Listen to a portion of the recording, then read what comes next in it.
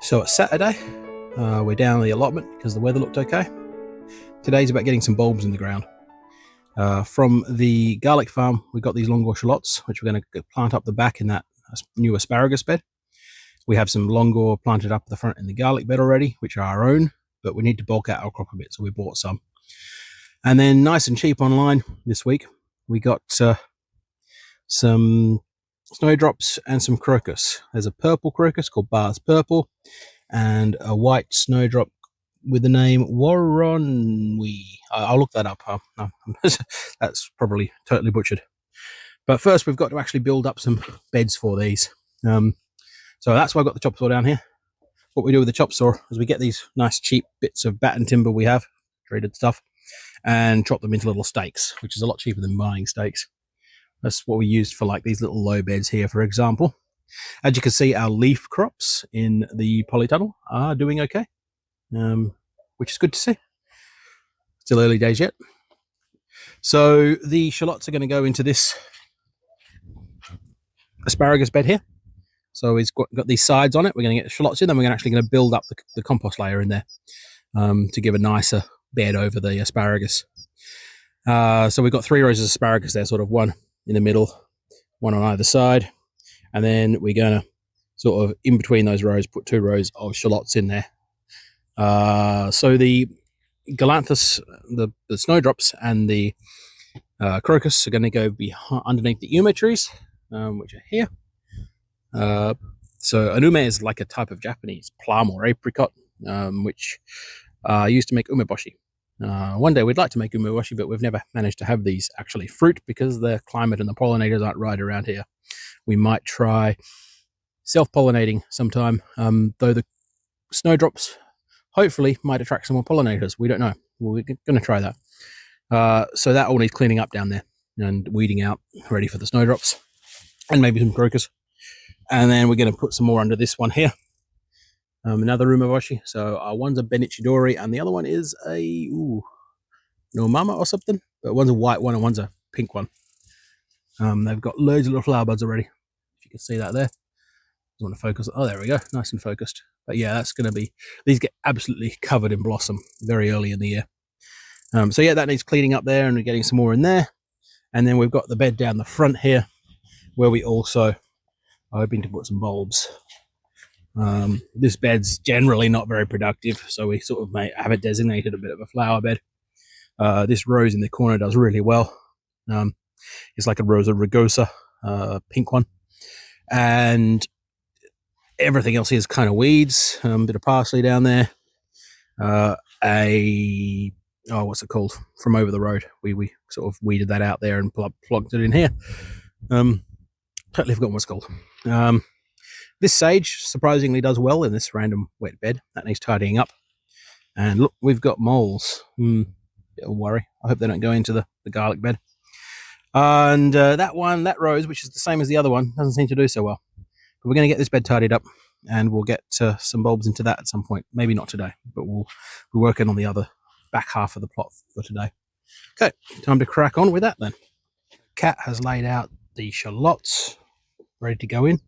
We've left them stuck a fair bit out of the ground because we're going to be filling some compost onto the top of that. I'm just trying to decide how to lay this out.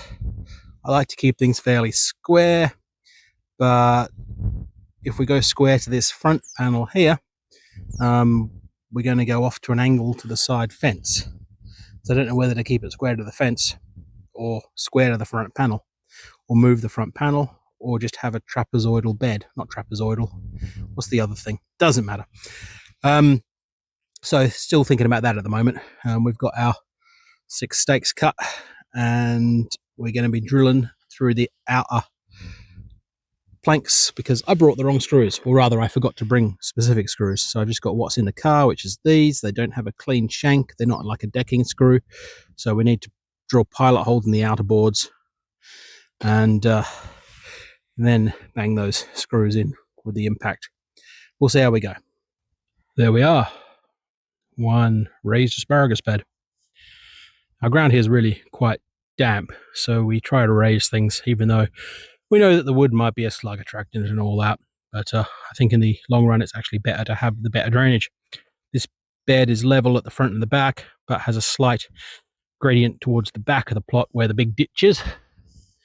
Hopefully that helps its drainage in the long run. It will eventually get built up. This year we'll just build it up to the top of those shallots with municipal compost. I'm going to backfill the dirty wood chippy stuff back into the sides, and then we'll get some fresh wood chip around the edges and that backfill on it.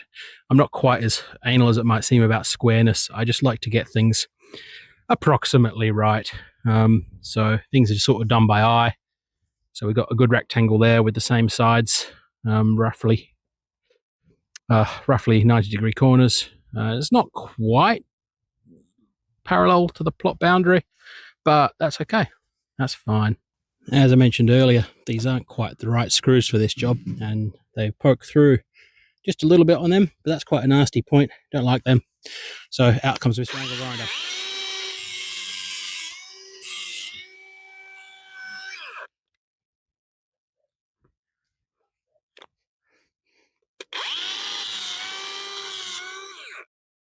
Much better.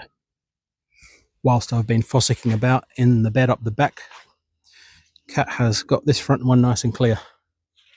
That's looking good now. We'll probably raise these timbers up, making them a little bit more pegged in place, so we can get a bit more compost onto that, get it covered up, and then we'll be able to pop some bulbs in there and some other bits. It's a cardoon, that's the word I forgot earlier. That's one little cardoon growing there. Job done. Got that compost in there. Got some of the wood chip down around the outside. But we definitely haven't got as far as we planned. As usual, the short days, early darkness has caught us out. We should have learned by now.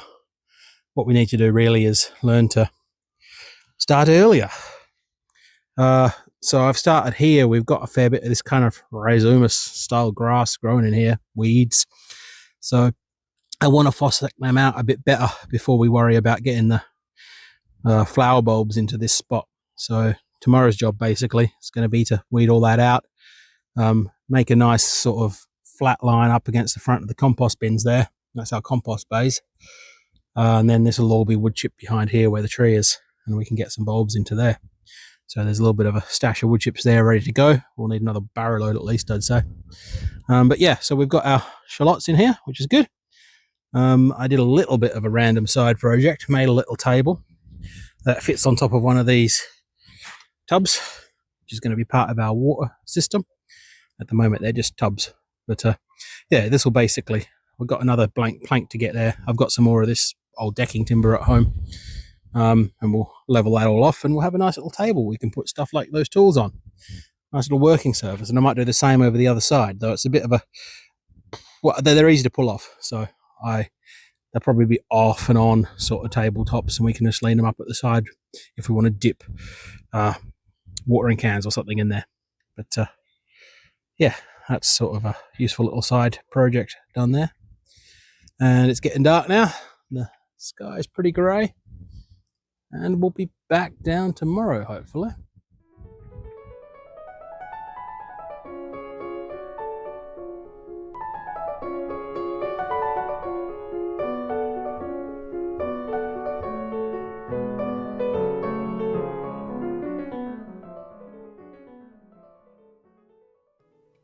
So, it's Sunday, and it's already December somehow. I lost the audio for this particular video. It didn't record properly because I messed up my microphone, so I'm doing a voiceover after the fact. As you've just seen, Cat's been up to the plot, dropped off the tools. I've been up once already and dropped some bits off as well. Everything's looking fine in the polytunnel, as we saw at the end of yesterday's video on Saturday. So I've brought my little circular saw down so I can tidy up that table I was making up the back of the plot. And we're wandering around there now. So as you see, my coffee's already there. Using that table, I brought some extra bits of wood from storage, where I've got a few of these different offcuts. And here's how things were. And we're going to focus on this area under the tree today.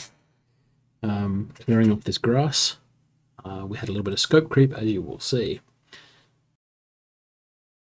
And here comes Cat with more wood chip. Yay. Well, that's it for Sunday. We're going to get packed up and gone a little bit before it gets too dark. It's very grey overhead, and we can feel it closing in quickly. There was a little bit of scope creep here. The original plan was to just do that square underneath the mume tree, but Cat observed that it will be easier in life if we get rid of more grass. So this has all been dug out to about 10 centimeters. We've sifted out what of those rhizomatous grass roots we can, and stuck some cardboard down, and then a good layer of wood chip on top. We'll never really win the battle against the rhizomatous grass. I think it's some sort of couch grass or something they call it.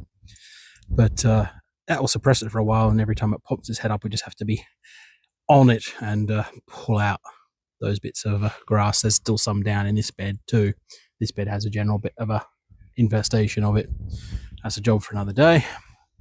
That's our black currants there that we inherited with the plot. But we had a bit of mud from this hole we spread on there. That's very sticky. It's like really claggy, not quite clay, very silt clay loam here. I don't know the real technical description for it.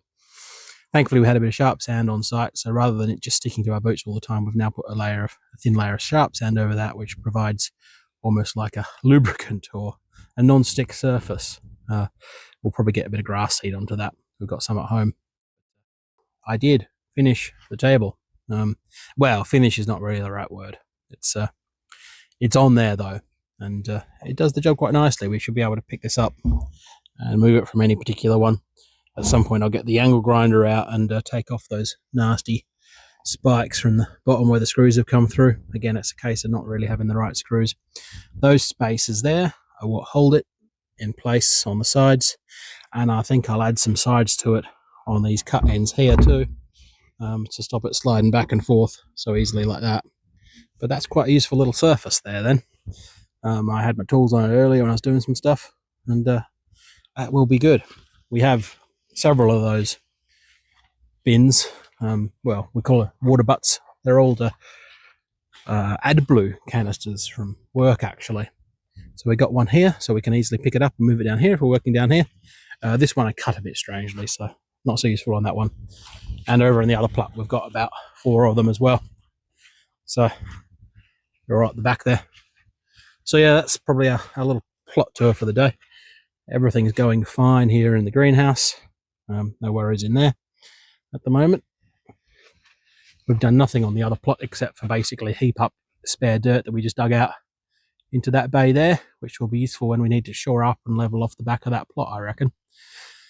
And like I said, we've got a lot more of those blue canisters, so we'll possibly have a range of spots we can put a little table like that if I don't end up making a top for all of them, which is something I thought about. But yeah, that's us done for another weekend. I think this scheme of coming down both Saturday and Sunday for a bit of a time works well in this weather with these short days, and that way we get a bit more done, even if it's a bit broken down into 2 sessions. But we didn't really get anything else done on the front here, but we'll get to it. It's getting dark, like I said, and time to go home.